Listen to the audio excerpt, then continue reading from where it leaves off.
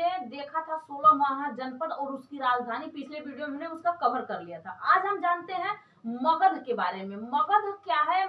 जो महाजनपद है इसमें से सबसे बड़ा महाजनपद मगध महाजनपद है, लेकिन मगध बहुत छोटा में था।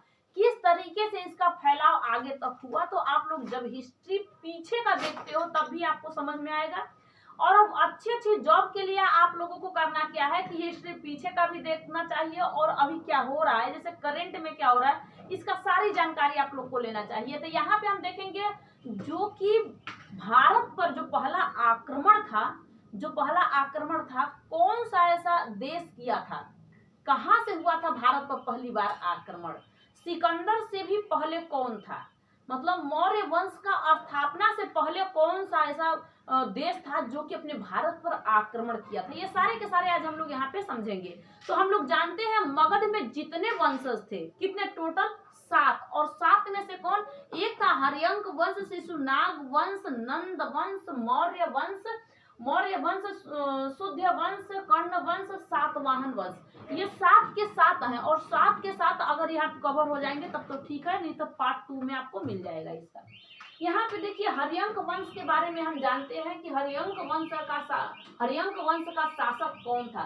हर्यंक वंश का शासक मगध पे पहली बार हर्यंक वंश आया और हर्यंक वंश का शासन आया था बिंबिसार, और बिंबिसार शासक था और इसका धीरे धीरे प्रोग्रेस इसका अपना करना स्टार्ट कर दिया था। यानी मगध एक छोटे में था, ये धीरे धीरे शहर अपना बढ़ाना चाहता था। तो ये सोचा जो बिंबिसार था, सोचा कि हम किस तरीके से अपना साम्राज्य को आगे बढ़ाएं, तो उसने युद्ध का रणनीति अपनाया कि भैया हम युद्ध करेंगे। ये होता है ना कि चाणक्य की जो नीतियां हैं, साम दाम दंड भेद, ये सारे के सारे लगाने के बाद कहीं दिमाग अपना नहीं तो युद्ध कर लीजिए। अगर नहीं आया ये चाणक्य नीति, अगर नहीं समझ में आई तो युद्ध करिए। तो इसने बिंबिसार ने धीरे से मतलब ये युद्ध करना स्टार्ट सोचा कि हम कर लेंगे। तो इसने चला गया कहाँ, वैशाली। इस वैशाली पे सोचा कि हम पहले आक्रमण करते हैं और वैशाली को जीत लेते हैं। तो वैशाली को जीतने के लिए बिंबिसार ने अपना क्या किया था, वहां तक गया, लेकिन वहां वो जीत नहीं पाया। वैशाली को जीतने से पहले ही वहां पे उसे भी मतलब चोट पहुंची और वो वापस आ गया अपने मगध पे आ गया। उसको पता चला कि चलो हम चलते हैं अवंती में, और अवंती में हम जाने के बाद वहां पे अपना शासन करते हैं। उसने देखा कि वहां का एक राजा है जिसका चंद्रप्रद्योत नाम है, और उस चंद्रप्रद्योत को हम क्या करेंगे कि वो बहुत ज्यादा बीमार व्यक्ति है, उसको हम वो चाहता है कि हम जिंदा रहे, भाई मरना तो कोई नहीं चाहता है। तो उसके लिए इस जो क्या नाम था इसका, बिंबिसार ने अपना कुछ एक वैद्य भेजा था। उस वैद्य का नाम था, जो वैद्य होते हैं जो दवा करते हैं, दवा पहले वैद्य ही कहा जाता था, तो उसका नाम था जीवक। और जीवक जब गया तो उस मध्य प्रदेश में जो थे अवंती का राजा, उसको ठीक कर दिया। इस तरीके से उसने बिंबिसार को अपना राज्यपाठ मतलब कि सौंपना स्टार्ट कर दिया वहां तक। वह उसके बाद ये सारे के सारे जैसे ही मतलब मगध बहुत दूरी में फैल गया, यहाँ तक मगध फैल गया। इस देखो वैशाली में नहीं, अभी वैशाली को तो हार के आया था, तो ये मगध यहाँ तक ये इसने अपना जीत लिया था। इसका बेटा आया, इसका बेटा का नाम था अजातशत्रु। किसका, बिंबिसार का बेटा था अजातशत्रु। और अजातशत्रु ने क्या कहा अपने पिताश्री से कि देखिए हम भी राजा बनना चाहते हैं। पिताश्री ने कहा हमारे पास तो आप ही का राज्य है, आप आराम से राजा बनिए, कोई दिक्कत नहीं है। तो इसने कहा कि नहीं, हम भी राजा बनेंगे, अभी तो आप ही राजा लायक हो, देख रहे हैं कि हम तो हमारा बुढ़ापा आ जाएगा, हम बनेंगे नहीं। तो इसका नाम था अजातशत्रु, और अजातशत्रु ने बिंबिसार का हत्या कर दिया। वो अपने पिता को ही मार दिया। क्यों पिता को मार दिया, कहते हैं लोभ लालच, ये जिसके अंदर हो जाए ना वो मतलब खत्म नहीं होता। लेकिन बिंबिसार का भी गलती था, उसको सोचना चाहिए कि भैया ये भी जवान हो गया, इसका भी मतलब कि अब इसको भी हम अपने राजा के तौर पे इसे रख दें, लेकिन ऐसा नहीं किया। इसलिए भैया वो बिंबिसार का हत्या अजातशत्रु ने कर दिया, अपना पिता का ही हत्या कर दिया था। अब इसके बाद जो बिंबिसार अजातशत्रु था, अजातशत्रु ने किसका हत्या कर दिया, अपने पिताश्री का, जो बिंबिसार था।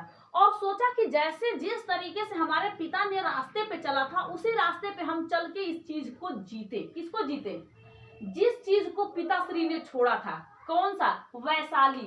इस वैशाली को हम जीत लेते हैं। अजातशत्रु ने सोचा कि हम वैशाली को जीत लेते हैं। तो अजातशत्रु का एक गुप्तचर था। गुप्तचर जानते हो, जासूस। एक गुप्तचर था और उस गुप्तचर्य को वैशाली में भेजा गया। उसका नाम क्या था? उसका नाम था वर्षकार। इसका नाम था वर्षकार। और कहा कि जाओ पता लगाओ, वर्षकार जाओ पता लगाओ कि वैशाली में ऐसा क्या चीज है कि हमारे पिताश्री वहां से हार के आ गए थे और हमें जीतना है, इस वैशाली को हमें पाना है तो पाना है, हमें हारना नहीं है। वो गया, धीरे धीरे पता करने लगा। गुप्तचर था, जासूस था। जासूस आज भारत के कहीं भेज दिया जाए तो पता करके सब कुछ बता देगा। तो इसी तरीके से ये भी अपना चला गया, वर्षकार ने भी चला गया वैशाली में और जाके पता किया। पता करने के बाद देखा कि यहाँ के लोग किस तरीके से इनको हराया जा सकता है। तो वहां से उसने 2 हथियार लाया था। एक था रथ मुसल और एक था महाशील कंटक। इस तरीके से 2 वो हथियार लाया और लाने के बाद यहाँ पे उसको हरा दिया गया। यानी कौन हरा दिया? अजातशत्रु ने हरा दिया। वैशाली भी अपने अंडर में कर लिया। तो क्या आपको पता चला कि वैशाली भी, अवंती भी और मगध भी, ये सारे के सारे किसके हाथों में आ गया? अजातशत्रु के हाथों में। अजातशत्रु की हत्या कर दिया गया और अजातशत्रु का हत्या करने वाले था उसी का बेटा जो था उदयन। उदयन ने भी अपने पिता से कहा था कि मुझे भी राजा के पद पे बैठाइए, मैं भी राज करना चाहता हूं। लेकिन अजातशत्रु ने कहा कि अभी हम ही हैं। जिस तरीके से उसका पिता बोला था बिंबिसार, अजातशत्रु का पिता बिंबिसार बोला था, इसी तरीके से उदयन के पिता भी अजातशत्रु ने इसी बात को बोला। कोई बात नहीं, जो आप किए थे दादाजी के साथ हम कर देंगे, आपके साथ आराम से कर दिया। अपने पिताश्री के साथ उसको भी मार उड़ के मतलब गिरा दिया। इसके बाद आया था चौथा मतलब हरियंक वंश का चौथा राजा जो था, शासक था, आया था नागदशक। और नागदशक ने बहुत कुछ नहीं कर पाया। नागदशक का एक सेनापति था, उस सेनापति का नाम था शिशुनाग। और शिशुनाग ने मार दिया किसको? शिशुनाग ने मार दिया उदयन को। उदयन को जब मार दिया, शिशुनाग ने हत्या कर दिया। अब ये आराम से अपना वंश चलाना स्टार्ट कर दिया। तब आया दूसरा वंश, शिशुनाग वंश। पहला वंश हरियंक वंश, दूसरा आया शिशुनाग वंश। अब यह शिशुनाग वंश आया तो यह शिशुनाग वंश का राजा यही, यानी पहले मगध का राजधानी था राजगृह। क्या था? राजगृह या राजगीर। राजाओं का जहां पे शासन होता था उसे कहा जाता था राजगृह या राजगीर। तो वो पहले मगध का था क्या चीज? राजधानी। लेकिन जब शिशुनाग वंश आया और देखा कि अजातशत्रु ने जीत लिया है वैशाली को बना दिया मगध का राजधानी। क्या बना दिया? इस वैशाली को मगध का राजधानी इसे बना दिया। इसके बाद कुछ दूर तक ये शिशुनाग फैला, यानी बंगाल की, यहाँ पे मालवा, सब जगह पे अपना भी अधिकार जमाना स्टार्ट कर दिया शिशुनाग वंश। ये आराम से यहाँ तक पूरा फैल गया। इसके बाद आया कालाशोक और कालाशोक ने पाटलिपुत्र का स्थापना कर दिया और पाटलिपुत्र राजधानी बना दिया गया। कब? कालाशोक के समय। इसके बाद आया था नंदी वर्मा। कौन आया? शिशुनाग वंश का एक चौथा आया था नंदी वर्मा। नंदी वर्मा का हत्या करने वाले थे महापदम नंद। अब आएगा तीसरा में महापदम नंद और कहेगा कि भैया तू हरियंक वंश खत्म, शिशुनाग वंश खत्म, आ गया नंद वंश। अब आएगा नंद वंश और नंद वंश का जो शासक रहेगा वो रहेगा महापदम नंद। कौन रहेगा? महापदम नंद। और महापदम नंद क्या किया कि कलिंग को जीत लिया। कलिंग को महापदम नंद ने जीत लिया, यानी दूर तक अब फैलना ये सब स्टार्ट कर दिए। धीरे धीरे लोगों ने राजा आके जीतना स्टार्ट किया। राजा जीत के, मार खा के, मर के, जी के इतिहास को इस तरीके से बदलता गया और हम लोग उस इतिहास को पढ़ते गए। आज हम उस इतिहास को नहीं पढ़ेंगे तो पीछे जो भी हमारी गवर्नमेंट जॉब है हमें नहीं मिल सकती है। तो इसलिए हमें पीछे का, अभी का, करंट का सब कुछ हमें पढ़ना पड़ता है। तो इस तरीके से आप लोग को पढ़ना जरूरी है। अब इसने क्या किया? महापदम नंद ने विशाल सेना का स्थापना किया, बहुत विशाल सेना बनाया और वहां पे केंद्रीय आज होता है ना, केंद्र में शासन है केंद्र का, तो केंद्रीय शासन बनाया था। पूरे लोगों का मतलब देखभाल करने का उसी का शासन था और विशाल सेना बना दिया था। उसने क्षत्रियों को मार के गिरा दिया था भैया। वो कहता था कि आओगे आप, चलो आप मर जाओ, कोई दिक्कत नहीं, हम महापद्म नंद है ना। अब इसी का बेटा आया धनानंद, महापद्म नंद का बेटा आया धनानंद। और धनानंद बहुत क्रोधित और बहुत अय्यास इंसान था, यानी कि उसको दारू शराब नाच गाना सब कुछ देखना बहुत पसंद था। इसके बाद में ये देखा कि इसी के समय सिकंदर, भारत पर सिकंदर आक्रमण करने आ रहा है। लेकिन इससे पहले, सिकंदर से पहले कौन आया था ये भी आपको पता चलेगा कि कौन आया था। तो यहाँ तक कहानी के बाद जब मौर्य वंश में, मौर्य वंश का स्थापना से पहले कौन भारत पर आक्रमण करना चाहता था ये आपको बताऊंगी, और सिकंदर से पहले भी कौन भारत पर आक्रमण करना चाहता था। तो यहाँ पे आप देखिए कि जब आया धनानंद, धनानंद एक क्रोधित व्यक्ति था, एक निरकुर व्यक्ति था, क्रूर व्यक्ति था। ये कभी नहीं चाहता कि इसको कोई हरा सकता है। ये नाच गाना पियक्कड़ नंबर 1 था, पी पी के एकदम मस्त रहना इसका काम था। और इस चीज को चाणक्य देख रहे थे कि सिकंदर भारत पर आक्रमण करने आया है 326 ईसा पूर्व में। उस समय देखे, और चाणक्य तक्षशिला में, वहां पे तक्षशिला, वहां पे एक अध्यापक थे, वो आराम से आए भारत में और धनानंद से कहे कि धनानंद देख, तेरे मगध पे हमला करने के लिए सिकंदर आ रहा है। धनानंद कहा कि मुझे कौन मार सकता है, इस बुढ़े व्यक्ति को हटा के बाहर फेंको, क्योंकि ये किसी काम लायक नहीं है, क्योंकि मुझे तो कोई नहीं मार सकता। तब धनानंद को हराने के लिए सिकंदर आया और चाणक्य ने कहा कि आपने मुझे अपमान किया है, मैं इस अपमान का बदला जरूर लूंगा। जब ये इतना बात बोले तो धनानंद ने कहा कि ये इतना बोल रहा है, फांसी पर, सूली पर चढ़ा दिया जाए इसको। तब उस समय चंद्रगुप्त मौर्य 12 साल के थे और उन्होंने बचा लिया, और चंद्रगुप्त मौर्य चले गए तक्षशिला चाणक्य के साथ, और जाने के बाद वहां पे इनका शिष्य बन गए चंद्रगुप्त मौर्य। और सिकंदर यहाँ तक पहुंचा नहीं, इससे पहले आप लोगों को अभी देखिए क्या क्या होता है। अब चंद्रगुप्त मौर्य किसका शिष्य बन गए? चाणक्य का शिष्य बन गए। अब आया भारत में सिकंदर से पहले आक्रमण करने के लिए ईरान यानी फारस का एक शासक था डेरियस, और डेरियस आया था इस पे शासन, मतलब कि जीतने के लिए भारत को। यानी क्या नाम था उसका, वो कौन सा वंश था? हखमनी वंश का शासक था। और हखमनी वंश का शासक सोचा कि हम चलते हैं इसी को, यह देख रहा था सिकंदर, और सिकंदर को कहा जाता है विश्व विजेता, यानी सब जगहों पर अपना ये विजय प्राप्त किया है, इसलिए इसे कहा जाता है विश्व विजेता। इसने देखा कि अब तो ये आएगा और हम लोगों पे शासन करेगा।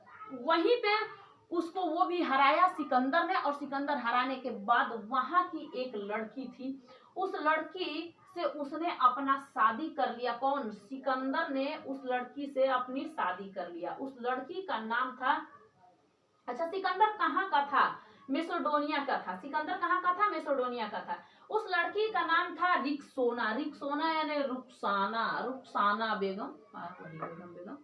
तो मतलब कि वो था। अब वो शादी कर लिया, किससे? उस लड़की से शादी कर लिया, और वहां ईरान को भी उसने जीत लिया। मतलब धीरे धीरे अब यूनान का दूसरा व्यक्ति लड़ने के लिए आया, जिसका नाम था सिकंदर। कब लड़ने के लिए? 326 में लड़ने के लिए आया था कि हम भारत पे जाएंगे, लड़ेंगे। लेकिन इससे पहले वो गंधार, आपको बताई थी, गंधार महाजनपद था एक, 16 महाजनपदों में से पाकिस्तान में था गंधार महाजनपद। उस महाजनपद में वो भी आया और सोचा कि हम इसे भी पहले जीत लेते हैं। तो वो सोचा कि वहां का राजा था आम्बिक, और आम्बिक को जीतना चाहा। तो जीतना क्या चाहा, तो आम्बिक ने कह दिया कि भैया हम आपसे मतलब युद्ध नहीं करेंगे, आप चाहते हो तो कोई दिक्कत नहीं, हम सर झुका लेते हैं। तो उसने अपने नम्रता के साथ सिकंदर के आगे सर झुका लिया, और अब वहां तक शासन हो गया सिकंदर का, पाकिस्तान का, यानी पाकिस्तान तक हो गया। इसके बाद आया पोरस, जो पंजाब में है, मतलब सिंध के पास, और सिंध के पास झेलम नदी के पास में युद्ध हुआ। किससे? पोरस से और सिकंदर से बहुत बड़ा सा युद्ध हुआ। युद्ध के बाद पोरस तो थक गया, हार गया। लेकिन वो हार के भी सर झुकाना नहीं चाहता था, सर कटाना नहीं चाहता था। बोला कोई बात नहीं, हारे हुए व्यक्ति हैं तो क्या हुआ, लेकिन दोस्ती के तौर पर रहेंगे, सर झुका के तुम्हारे साथ तो नहीं रहेंगे। सिकंदर ने कहा कोई बात नहीं, हम लोग दोस्त बन के रहेंगे। अब दोनों ने दोस्ती अपना बना लिया। अब बताइए कि यूनान का जो दूसरा व्यक्ति आया था सिकंदर, अब भारत पर अपना आक्रमण करना चाहता था। बहुत लोगों को वो जीतते हुए आया था। मान लीजिए ईरान को उसने जीता था, यहाँ पे आके उसने जीत लिया था, गंधार को जीत लिया था, यहाँ पे पोरस को जीत लिया था। पोरस को जीत लिया, जीतने के बाद अब भारत पे ही तो आक्रमण करना था। जब ये पोरस को जीत रहा था तो यहाँ पे झेलम नदी था, झेलम नदी को तो पार कर मतलब वहां तक उसके तट तक जीत लिया था। उसके बाद आता है ब्यास नदी, और ब्यास नदी को पार करने के बाद आप पहुंच सकते हो कहाँ पे, भारत में। और भारत में पहुंचने के लिए आपको कहाँ से, आपको जाना पड़ेगा ब्यास नदी को पार करते हुए। लेकिन सिकंदर के पास हाथी था और हाथी को लेकर पार करना असंभव था। उसका सैनिक बोल दिया कि हम नहीं जाएंगे, और हम लोग बहुत दिन से लड़ाई करते आ रहे हैं, अब हम लोग यहाँ पे युद्ध नहीं करेंगे, हम लोग वापस लौट जाते हैं। उसने तो वापस लौट गया, लेकिन उसका सेनापति जो थल सेनापति था सेलुकस निकेटर था। सेलुकस निकेटर ने कहा कि चलो आप तो जा ही रहे हो, हम भी तुम्हारे साथ जाते हैं, लेकिन हम युद्ध करेंगे, एक बार जरूर आएंगे यहाँ पे। उस समय वंश चल रहा था नंद वंश, धनानंद था, धनानंद उस समय का राजा था। लेकिन उसके बाद आता है मौर्य वंश, इसके बाद ही तो आता है मौर्य वंश। दो वंश के बारे में आप लोग तो देख ही लिए।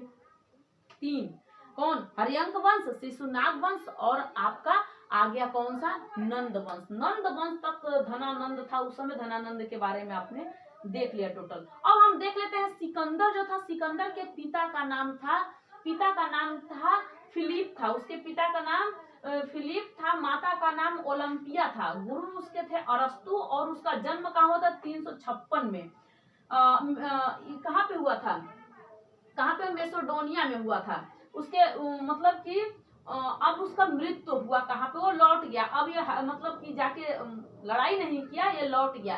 कहाँ लौट के गया, इराक में। इराक के बेबीलोन में इसकी मृत्यु हो जाती है। 323 ईस्वी ईसा पूर्व में इसकी मृत्यु हो जाती है। लेकिन ये सेलुकस निकेटर को चाहता था कि नहीं, हम सेलुकस निकेटर चाहता था कि हम एक बार भारत पे जरूर हमला करेंगे, क्योंकि भारत में हाथियों का ढेर है और हाथी हमें चाहिए, इसलिए वो अपना लड़ना चाहता था। ठीक है, तो यहाँ तक आप लोग को ये चीज समझ में आया होगा। अब इसके बाद आ जाइए अपना अखंड भारत, और अखंड भारत बनाने वाला था चंद्रगुप्त मौर्य। कौन था, चंद्रगुप्त मौर्य था, जो अखंड भारत को मतलब जीता था। अब एक चीज आपको पता है कि जो यहाँ का गंधार था, गंधार इसको किसने जीता था, चंद्रगुप्त मौर्य ने। और उसी का सैनिक जो था कौन, सेलुकस निकेटर मतलब सेनापति, वो फिर आया और आके सोचा कि हम भारत पे आके आक्रमण करें। अब इस समय का जो राजा था उस समय अब चला था कौन, मौर्य वंश, यानी चंद्रगुप्त मौर्य। क्योंकि चंद्रगुप्त मौर्य ने धनानंद को मार दिया था चाणक्य के कूटनीति से, यानी साम दाम दंड भेद से। किसको मार दिया, धनानंद को। तो यानी महापदम नंद का बेटा धनानंद की मृत्यु हो गई और नंद वंश खत्म हो गया। अब आया मौर्य वंश। अब मौर्य वंश का राजा था चंद्रगुप्त मौर्य। अब चंद्रगुप्त मौर्य जो था ये कहा कि अब हम आगे अपना सारा चीज आगे बढ़ाएंगे। इसने देखा कोई बात नहीं, ये अपना आराम से बैठा था। भैया ये सेलुकस निकेटर जो था ये समझता था कि नहीं हमें यहाँ तक पहुंचना है, और ये लड़ने के लिए पहुंचा। इस समय चाणक्य थे गुरु। किसके गुरु थे, किसके गुरु, चंद्रगुप्त मौर्य के गुरु चाणक्य थे। अब एक चीज और समझना, सिकंदर के गुरु तो अरस्तु थे। अरस्तु के गुरु कौन थे, प्लेटो थे। प्लेटो के गुरु कौन थे, सुकरात थे। सुकरात का एक वीडियो में आप लोग को पूरा डिटेल में बताई हूँ कि वहां का राजा उसको किस तरीके से जहर पिला के मार दिया था। ये सारे के सारे उसमें आपको बताई हूँ, आप उसको देख लेना। क्योंकि जो सुकरात था, सुकरात भी मतलब जितना भी मार खाए लेकिन वो प्रेम करता था, तो प्रेम से उसका निगाह ही नहीं हटा। कहा कि राजा जी, राजा साहब प्रेम करना कोई गुनाह नहीं है, ये नजर है, नजर से नजर मिल गया तो उसमें हम क्या कर सकते हैं।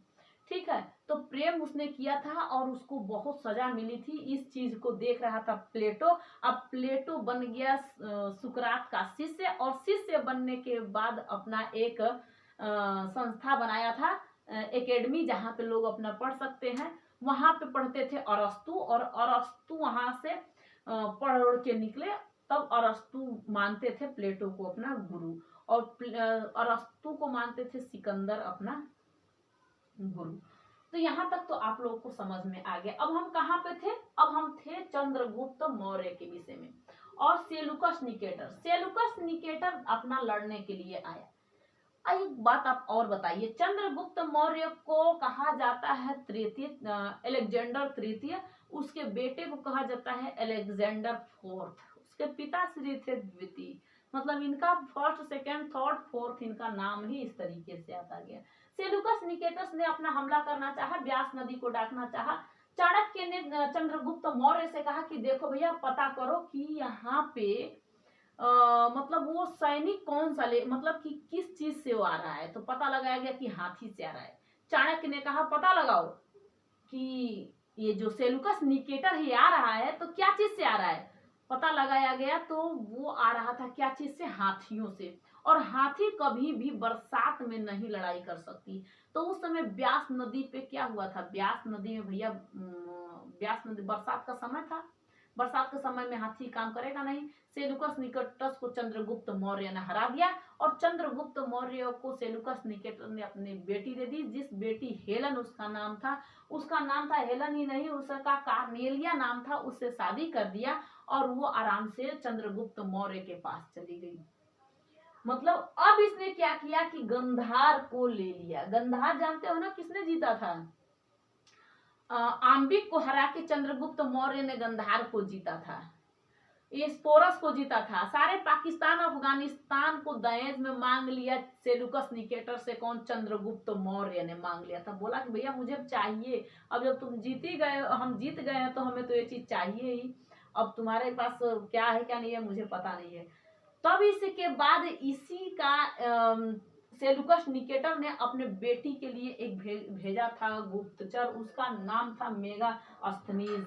ये आया मेगास्थनीज और देखा कि किस तरीके से इसको रखा जा रहा है। इसने एक इंडिका पुस्तक लिखा, और इंडिका पुस्तक में मगध का ही सिर्फ बात किया गया है। तो चंद्रगुप्त मौर्य आराम से, मतलब चंद्रगुप्त मौर्य के वंशज आगे बढ़ने लगा।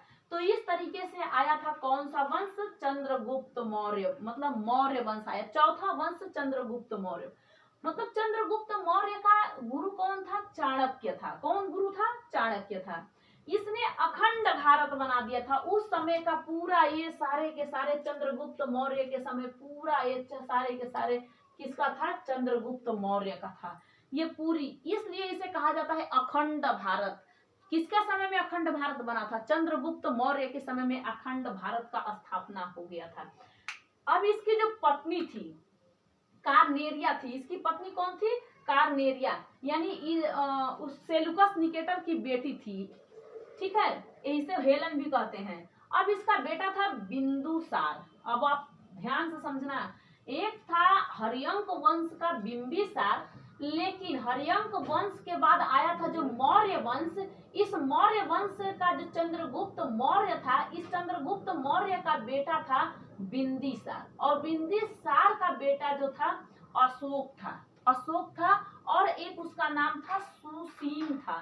लेकिन सुसीम जो बेटा था, बिंदुसार का बेटा जो सुसीम था, ये सबसे बड़ा बेटा था, और अशोक था इसका एक छोटा सा बेटा, मतलब एक छोटा बेटा था। लेकिन सबसे बलवान और सबसे दिमागदार था अशोक, और सुसीम जो था मतलब उतना अपना दिमाग नहीं चला पाता था, क्योंकि इस सुसीम को इस बिंदुसार ने इस अपने बेटों को जम्मू कश्मीर में यहाँ इस जगह पे भेज दिया था कि आप वहां पे जाइए और आप राज करिए। और अशोक को भेज दिया था अवंती में कि आप अवंती में जाइए और अवंती में आप राज करिए। और जो बिंदुसार था ये स्वयं मगध पे अपना राज करता था। कहाँ पे? मगध पे। लेकिन जो सुसीम था, सुसीम को यहाँ के जम्मू कश्मीर वालों ने बहुत मार पीट दिया। ये अपना पिताश्री के पास भाग के आया बिंदुसार के पास।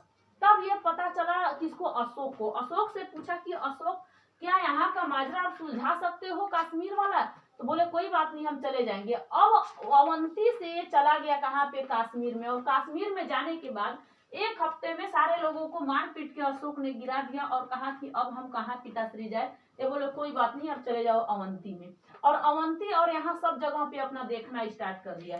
जब बिंदुसार का मृत्यु हो गया तब अपने सुसीम बेटे को यहाँ पे बना दिया, मगध का शासक ये करना स्टार्ट कर दिया था। कौन सा? सुसीम। सुसीम अपना शासक करना स्टार्ट कर दिया था। पता लगाया जाता है कि बिंबिसार के पास कम से कम बेटा 99 थे, ये 2 लेके 101 थे। तो 99 बेटे को मार दिया था अशोक ने। अशोक ने कितने बेटे को मार दिया? जब बिंबिसार का मृत्यु हो गया तो नाजायज औलाद लगभग इसके पास 99 थे। अशोक ने 99 भाइयों को मार दिया, बचा था सुसीम। सुसीम ने कहा भाई तुम ये सब क्या कर रहे हो? तो अशोक ने कहा कि तू भी जिंदा रह के क्या करेगा, इसको भी ये मार दिया। फिर अशोक ने कलिंग पे अपना, कलिंग के पास पहुंचा क्योंकि वहां की एक लड़की थी, वो सोचता था इससे भी मेरी शादी हो जाए। यहाँ का राजा ये मानता ही नहीं था। अशोक ने यहाँ भी पहुंचा और यहाँ जाके लोगों को मारना जब स्टार्ट किया, तलवार से मारा कि उस लड़की का गर्दन मतलब उड़ा दिया। जब गर्दन उड़ा दिया तब ये कहा कि जिसके लिए मैंने युद्ध किया था वही नहीं है, तब युद्ध का मतलब ही क्या है। इसने बौद्ध धर्म को अपना लिया और बौद्ध धर्म को अपनाने के बाद अशोक क्या किया कि बौद्ध धर्म को बहुत ज्यादा फैलाया।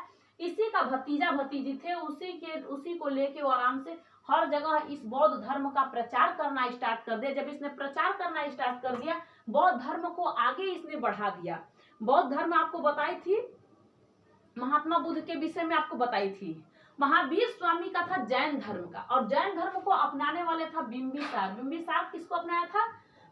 जैन धर्म को अपनाया था। लेकिन अशोक ने अपनाया था बौद्ध धर्म को। तो बौद्ध धर्म को बहुत तेजी से फैलना स्टार्ट कर दिया। और जो चंद्रगुप्त मौर्य भी की मृत्यु हो गई थी, संलेखन विधि से अपना जान प्राण त्याग दिया था, क्योंकि ये मानता था बौद्ध धर्म, जैन धर्म को मानता था, जैन धर्म को मानता था। और इसी का जो बेटा का बेटा था अशोक था, ये बौद्ध धर्म को मानना स्टार्ट कर दिया था। और जो चंद्रगुप्त मौर्य था ये जैन धर्म को माना। जैन धर्म में अपने संलेखन विधि से अपने अपने प्राण को त्याग दिया था। लेकिन इसी का बेटा अशोक भी अपने प्राण को त्यागा, लेकिन ये बौद्ध धर्म के अनुसार त्यागा था। यहाँ तक आप लोगों को पता चल गया हर्यंक वंश, शिशुनाग वंश, नंद वंश, मौर्य वंश।